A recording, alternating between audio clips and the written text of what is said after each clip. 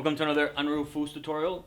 Today I wanted to teach you how to spray and square shots. And this was a question and a request by Ultra Cisco, who was saying, how do I make a shot go diagonally, which means how do I spray a shot? So, I'll show you what spraying a shot is, and just give you a couple of quick tips on that, and also how to square a shot. So, the first thing is that first of all, spraying a shot just means you're making the shot go at an angle.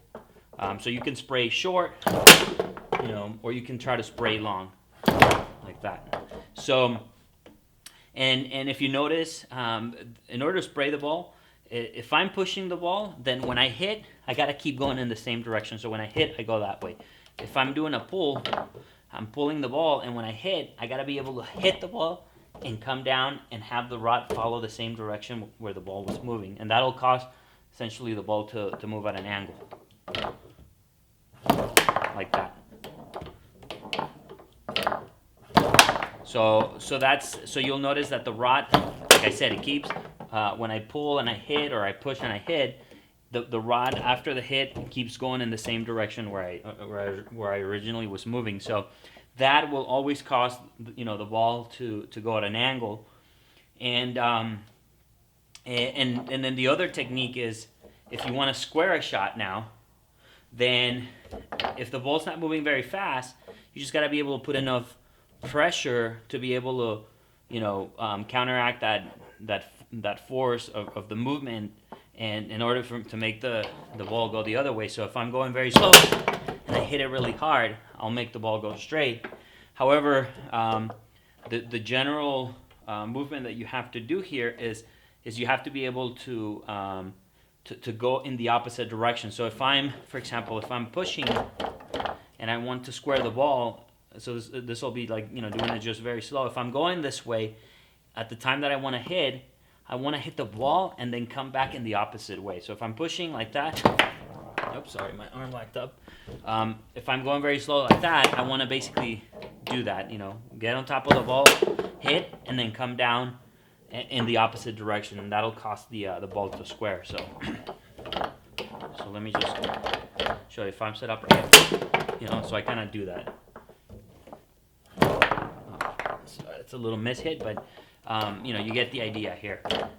Like that. Also, for the pull shot, is the same thing. It's if I'm pulling this way, at the time that I hit, I want to be able to hit. So I want to pull, hit in the opposite direction. Like that. So that causes the ball to go. Essentially, this is what, when you go along in the same direction, you spray. When you go in the opposite direction, you square the ball. And in some cases, you'll see people that do a lot of, they'll do a recoil, for example, like they'll do something like that. A lot of times that's just mostly for show.